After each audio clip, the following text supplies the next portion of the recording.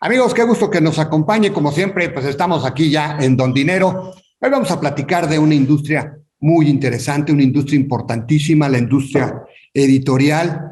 Por desgracia, este rubro también tuvo serias dificultades en 2020. Los últimos años tampoco han sido los mejores. Obviamente hay grandes rivales, el streaming no ayuda, un competidor muy poderoso que supongo roba espacio a los libros. De por sí, por un tema cultural, no leemos mucho los mexicanos, tampoco la infraestructura comercial ha crecido en los últimos años. Y hoy justamente nuestro invitado, pues sabe de estos menesteres, él es el presidente de la Cámara Nacional de la Industria Editorial Mexicana, la CANIEM, él es Juan Luis Arzós, y bueno, pues platicaremos con él acerca del panorama que tuvo que tiene esta industria editorial para el 2022, este 2021 ya agonizante, y bueno, sobre todo, ¿cuál fue el impacto que tuvo la pandemia para esta industria tan importante? Y bueno, pues como todas las semanas, también nos acompañará Claudia Angélica Rodríguez. En esta ocasión vamos a platicar acerca del impacto que han tenido la disrupción de las cadenas productivas, incluso en las escuelas. Hay nuevos enfoques en la docencia para el manejo de inventarios, situaciones que en el pasado pues nadie proyectaba observar. Esto es lo que estamos viendo después de la pandemia, las secuelas que estamos viendo en la pandemia por esta disrupción de las cadenas productivas y el impacto que tiene en el manejo de los inventarios. Así que lo invito a que se quede con nosotros en esta ocasión aquí en Don Dinero.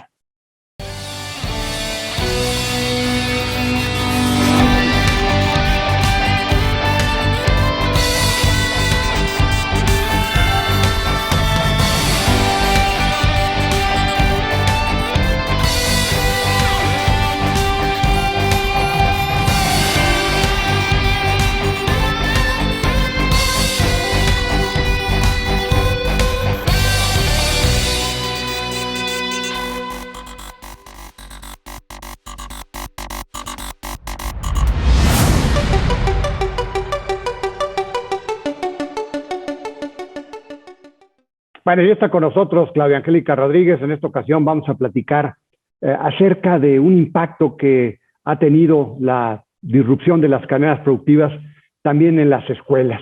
Y es que, pues obviamente, el tema del manejo de inventarios, pues se maneja mucho en las escuelas, se apoya a los estudiantes, y estamos viendo recomendaciones inéditas que jamás pensamos escuchar después de la pandemia. Y justo es el tema que platicaremos con Claudia Angélica Rodríguez, que ya está con nosotros. Adelante, Claudia, qué gusto saludarte como siempre. Así es, Alberto. Un gusto estar aquí contigo y con nuestros amigos de Buen Dinero. Y vamos a platicar justamente de las cadenas de suministro. Hemos escuchado con mucha frecuencia, quizá mucho más de lo que nos gustaría, pues el desabasto de artículos importantes, de productos. Todo esto como el resultado de la falta de microchips. Digamos que uno de los que están ahí enfrente, que todos sabemos, es, por ejemplo, el ámbito automotriz, donde hay muchas armadoras que ahorita no pueden entregarle a sus clientes los autos que buscan, sino que pueden tardar hasta un mes, 2 meses, y bueno, hay algunas que se dan el lujo de decir, no, pues hasta abril, hasta marzo del próximo año es cuando se van a tener las unidades nuevas. Pero bueno, no solamente se trata del ámbito automotriz, la verdad es que el desabasto ha sido en muchas categorías y no solamente tiene que ver con con lo de los microchips, con que se cerraron las fábricas por el tema de la pandemia, sino que en forma igual también otros factores influyeron en este desabasto, o sea, como si la pandemia no fuera suficiente. Bueno, pues nos enteramos, por ejemplo, que hubo un buque que quedó encallado ahí en el canal de Suez y entonces impedía el desabasto, no solamente de lo que él traía, sino de otros. Muchos puertos cerrados en China, porque sabemos que las autoridades chinas están reaccionando ya de una forma muy drástica a cualquier caso que encuentran del COVID-19, fábricas cerradas en la misma China, en Vietnam, donde incluso hubo huelgas. O sea que una serie de factores se sumaron para el desabasto que se está viviendo en el mundo.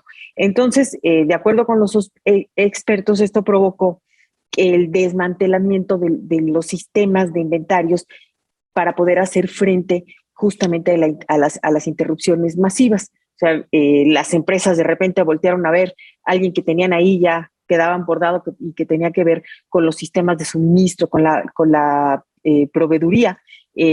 Sabemos, por ejemplo, que grandes firmas importantes como Walmart o como Home Depot, de plano alquilaron sus propios buques de carga privados para no quedarse cortos, por ejemplo, en esta etapa navideña.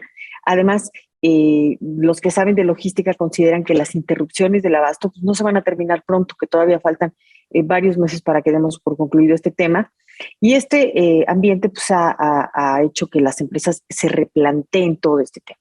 La regla de oro de los inventarios, por ejemplo, en la industria automotriz, en donde con inventarios muy chiquitos, donde llegaban muchas veces los componentes para armar los autos un día anterior o 2 días antes, bueno, pues esto obviamente lo están pagando muy caro. Las automotrices eran de las que se manejaban así con una línea muy delgadita, con productos con sus inventarios muy abajo, y bueno, se lo están reimplantando. Esto ya llegó incluso a las universidades. Muchos que han terminado ya sus MBAs en universidades importantes en Estados Unidos como Penn State o algunas especialistas, bueno, pues están siendo convocados para que tomen justamente sistemas de emergencia qué pasa el desabasto, porque obviamente todos dábamos por sentado las cadenas de suministro y también tienes a muchas empresas que están enviando a sus grandes ejecutivos como Hershey, como Apple, como Amazon, a que tomen estos cursos justamente. ¿Por qué? Pues porque ya no va a volver a ser lo mismo después de esta pandemia, ¿no? Ya no, por ejemplo, ya hemos hablado hasta el cansancio que Estados Unidos está aprendiendo la lección y ya no quiere solamente depender de grandes inventarios que vienen de Asia, porque le ha golpeado mucho, donde surgiría una oportunidad para nuestro país de una forma importante, pero sería pues que tomáramos la oportunidad. Pero el hecho es que el mundo está cambiando. La pandemia, con la que todavía seguimos luchando, ya tenemos casi 2 años desde que comenzó en China, pues ha dejado varias enseñanzas, y entre ellas pues que la logística no es no la podemos dar por sentada. Walmart, por ejemplo, tiene ahorita en este momento inventarios en un 20%, algo que ellos no hacían porque obviamente ha sido una empresa que se caracteriza por apostar todo hacia la rentabilidad, y hoy sabemos que está manejando inventarios hasta de un 20%, lo que es extremadamente alto para una compañía como esa, Alberto. Bueno, pues como siempre, muy interesante tu comentario, Claudia. Te agradezco mucho. Un gusto. Hasta luego, Claudia. Al contrario, y por aquí seremos la próxima. Amigos, si me permiten, voy a un corte y regreso con la entrevista.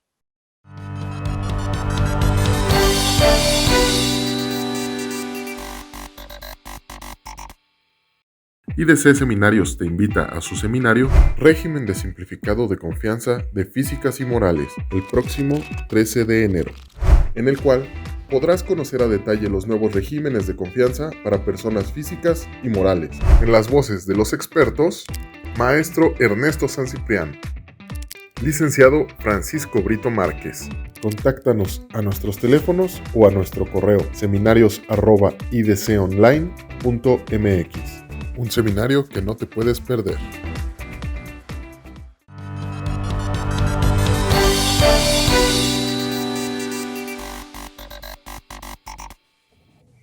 Bueno, y está con nosotros Juan Luis Arzós. Él es el presidente de la Cámara Nacional de la Industria Editorial Mexicana, la CANIEM.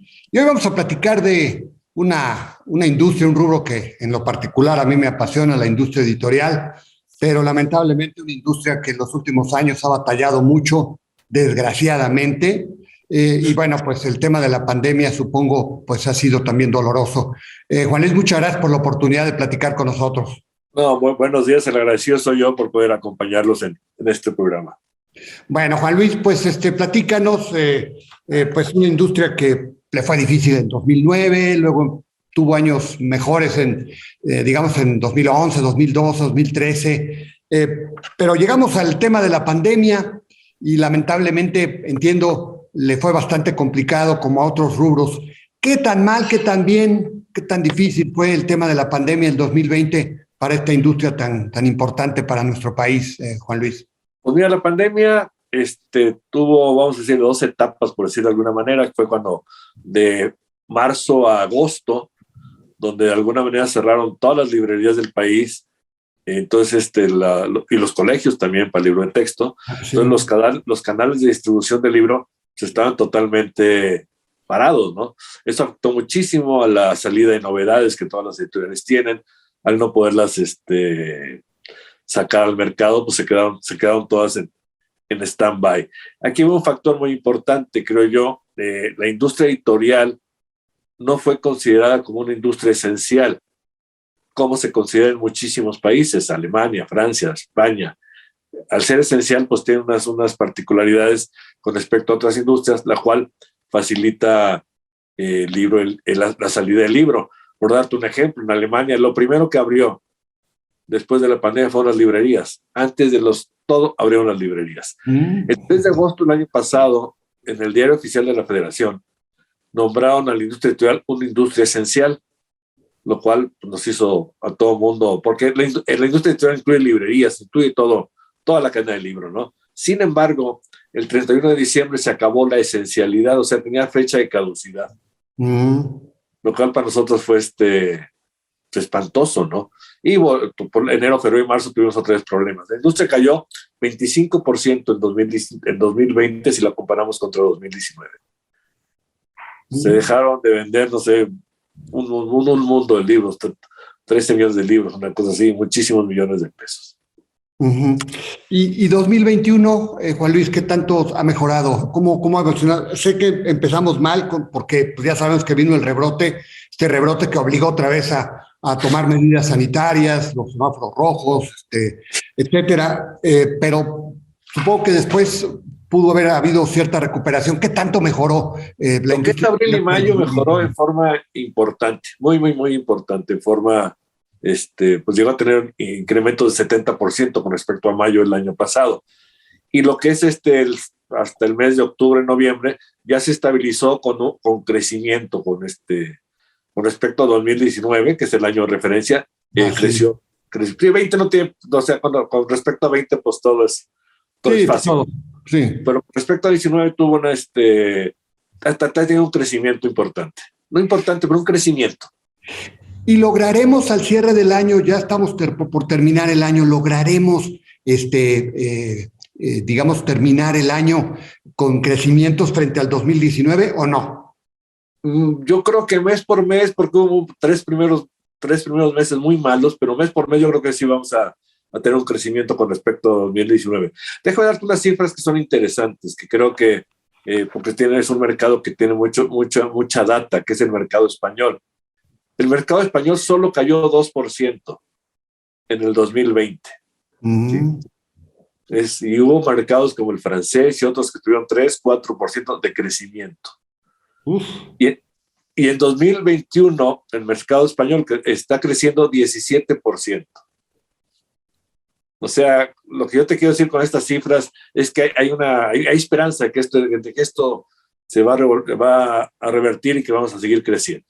¿Cuál es tu estimación de crecimiento para el 2021, ya todo el año con los meses malos y los meses buenos? Creo que es que el 2019, pues me atrevo a decir. ¿Mandé? Igual que el 2019. O sea, recuperaremos el nivel, ¿no? Sí. Qué bien. Bueno, pues no está tan mal, ¿no? No está tan mal, la verdad que para mí se hace buenísima. Ahora, Juan Luis, ¿de qué tamaño es el mercado de libros? Porque cuando en algunas ocasiones que he platicado con ustedes, recuerdo, pues se hablaba de una producción cercana a los 300 millones de libros al año, pero ya no sé en qué nivel está, más o menos en qué nivel está. En millones de libros, vamos a hablar 2020, vamos a hablar 2019 si estás de acuerdo, porque 2020 son 123 millones de libros. ¿En 2019? 2020 cayó a 98.9. Y en millones de pesos estamos hablando de 11,233 millones de pesos, lo que representa el mercado editorial. ¿Sí? Y traía una tendencia de crecimiento con respecto a 2018, 17, poca, pero sí había cierto crecimiento. 2020 cae, pero bueno, no lo tomamos ni en cuenta, ¿no? ¿Y cuántas librerías hay, Juan Luis, en nuestro país? Mira, me atrevo a decir que el 90% de los municipios no tiene librerías, y estamos hablando alrededor de 1,500 librerías en el país. 1,500 librerías. O sea, seguimos con los datos, o sea, no ha crecido nada, ¿verdad? Nada, al contrario, hay cierres. Uh-huh. Ya han crecido una especie de librerías de barrio que sí han ido creciendo, pero que son las que salvaron a otros países en la pandemia, ¿no? Pero sí se ha crecido. Uh-huh. Y el índice de lectura, el per cápita, seguimos en esos 2.9, 2.7 por ahí. Pues mira, hay tantas variaciones al respecto, tanta gente que saca índices, pero sí anda alrededor de eso, sí. Sí, 2.7, ¿verdad? Libros per cápita. Incluyendo los libros de texto, ¿verdad? Sí, todo. Pero tenemos un dato interesante, que en 2021 la población que leyó al menos un libro en los últimos 12 meses es del 43%, con respecto al 41% de 2020 y al 42% de 2019. Ajá. Sí, es un cierto crecimiento, ¿no? Son datos interesantes. Uh-huh. Juan Luis, ¿qué se requiere para que la industria editorial pueda mejorar? Pues bien, creo que se requiere canales de distribución, realmente que haya planes de fomento a la lectura. Ese es muy importante, tanto privados como públicos. Curiosamente, el mercado del libro infantil y juvenil es el que más ha crecido en los últimos 5 años. Uh-huh. O sea, yo creo que es el que más ha crecido. Los otros han estabilizado, ha bajado. El infantil juvenil ha crecido en forma importante. Uh-huh. Y esos son los lectores del mañana. Juan Luis, si me permites, vamos a un corte muy rápido y seguimos platicando. Vale.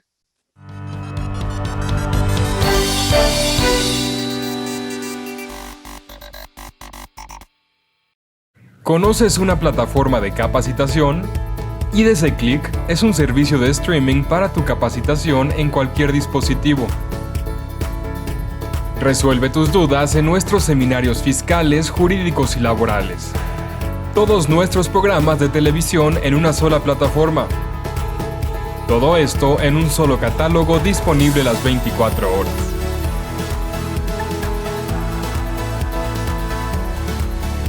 Únete a la familia IDC con la mejor plataforma para una capacitación completa. IDC Click, tu mejor opción.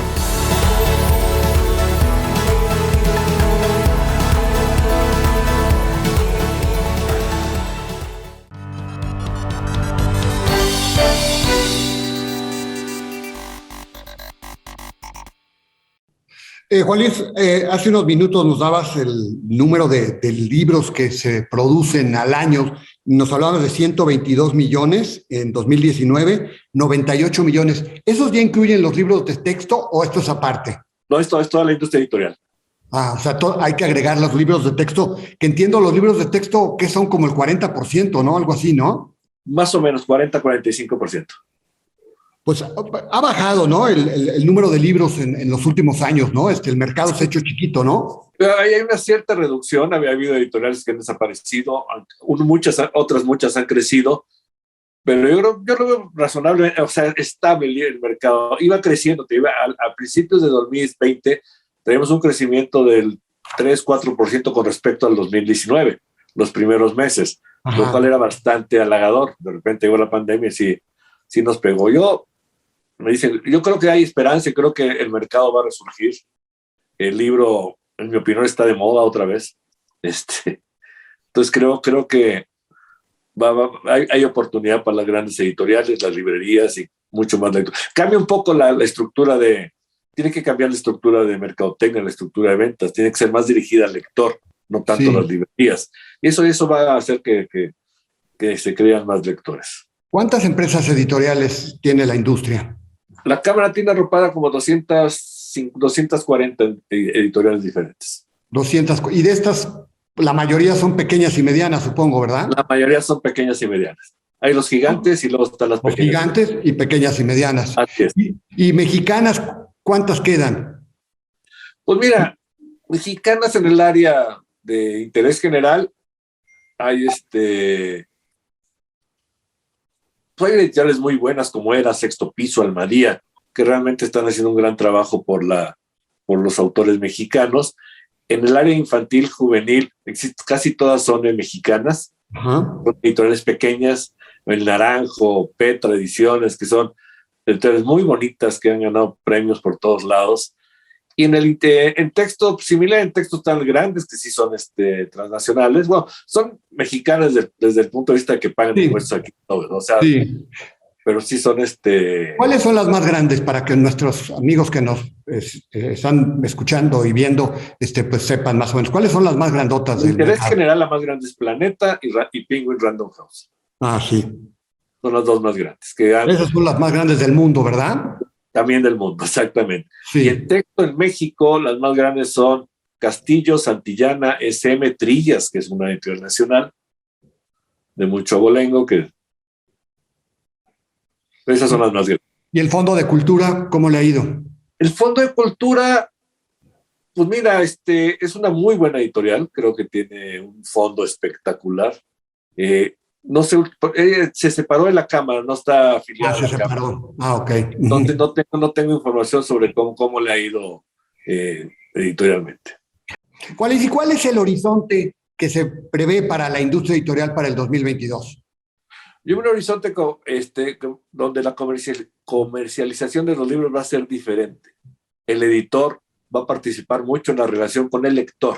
No va a ser todo a través de las librerías, a través de algoritmos, etcétera, etcétera. Las editoriales van a saber cuáles son las tendencias, qué le gusta a la gente en específico, y es lo que le van a ofrecer a través de las librerías, claro. ¿Sí? Va a ser un mercado, creo yo, diferente, totalmente diferente. ¿Y podremos crecer, podrá volver a crecer la industria? ¿Cuál es la proyección que tienen ustedes de crecimiento para el 2020? La proyección que tengo de crecimiento es el año que entra a crecer un 4 o 5% por lo menos. Más o menos ese es el promedio que ha crecido en los últimos años, ¿verdad, Juan Luis? Sí, ¿verdad? Recuperar ese promedio. O sea, recuperar el promedio. Ahora, ¿se afectó la industria editorial? ¿Perdimos editoriales durante el 2020? Sí, hubo algunas editoriales que sí desaparecieron. Editoriales, como decías, pequeñas desaparecieron, medianas todas sobrevivieron y las grandes también sobrevivieron. Las editoriales grandes, inclusive en algunos casos, el año pasado, este año les está yendo muy bien, ¿eh? Cifras muy interesantes. No las tenemos, pero comentarios que, por ejemplo, la FIL fue para muchas editoriales algo más de lo que esperaban vender, a pesar de la reducción de espacios, etcétera, etcétera. La FIL fue un gran ejercicio, por decir algo. Juan Luis, el streaming, ¿qué tanto afecta al libro? O sea, porque pues ya no tenemos espacio, hay tanto que ver en la televisión, a través de nuestra iPad o los chavos sobre todo, que todo el tiempo están en la computadora, en el teléfono, en el iPad. ¿Qué tanto afecta? Yo supongo que es un rival muy duro de vencer, ¿no? Es un rival y un aliado. Por ejemplo, Editorial Planeta tiene su propio canal de televisión en España. Entonces, muchas de las novelas de éxito las hace series, ¿sí? O inclusive se están escribiendo novelas o libros para hacer series. Nosotros estamos dando un seminario de cómo una novela puede convertirse en una serie. O sea, creo que somos aliados en ese sentido. Claro. Más que competencia. Pero para los lectores, ¿hay espacio para el libro y hay espacio para el streaming? Yo creo que sí. Mi opinión muy personal es que sí hay espacio para ambos. Son dos independientes. ¿También los jóvenes? ¿También con los jóvenes? Como te mencionaba, la literatura infantil juvenil es la que más está creciendo. Sí. Es increíble, o sea, no tengo las cifras, te las hago llegar. Está creciendo significativamente con respecto al resto de la industria. O sea, los jóvenes están interesados en leer. Ahorita está saliendo una biblioteca, se llama Biblioteca Centenario, que está sacando la SEP para llegar a los colegios, llegar al aula. Entonces sentimos que es un buen principio. ¿Van a hacer una serie de libros? Son los libros infantiles para llegar al aula. Bueno, pues está bien, ¿no? Está muy bien. La verdad es que es un gran esfuerzo. Lo teníamos en el año 2000, era un presupuesto enorme que teníamos para bibliotecas de aula y escolar, no sé si te acuerdas. Sí. Y funcionó muy bien. Lo fueron quitando, en fin. Entonces, pero ahorita está la Biblioteca Centenario, que es un rayito de esperanza que tenemos por ahí. Bueno, pues Juan Luis, la esperanza que se repita, no que sea un... Sí, esperemos que bueno, pues esto sea digamos, un escalón para seguir creciendo y que pues el gobierno, sabemos que hay escasez de presupuesto, hay otras prioridades, pero que el gobierno se acuerde de la industria editorial y de la importancia que es la industria editorial para generar cultura, educación, que es fundamental para que podamos ser un país diferente, ¿verdad? Mira, yo sí te voy a decir un comentario, un último, pero si tú ves los costos que tiene hacer un programa de bibliotecas para las 7.400 bibliotecas que existen en el país, o para las escuelas, para los colegios, comparado con la cantidad de dinero que hablamos todos los días, no es nada. No, pues nada que ver. Nada, Fíjate, nada. 7.400 bibliotecas, qué pobre, ¿no? Número, ¿no? Toda la República. Sí, no. Toda la República, bueno. Bueno, pues, Juan Luis, pues muchas gracias. Te No, agradezco muchas mucho que nos hayas permitido platicar un poquito acerca de esta industria tan importante y ya te estaremos invitando más adelante para darle seguimiento al avance de la industria, ¿sí? Por favor. Con muchísimo gusto, muchísimas gracias. Bueno, pues Juan Luis Arzós, él es el presidente de esta cámara tan importante, la Cámara Nacional de la Industria Editorial Mexicana, la CANIEM. Amigos, y pues ya nos vamos. Gracias por habernos sintonizado. Lo invito a que lo haga la próxima semana. Aquí estaremos, como siempre, al pie del cañón. Que la pase bien.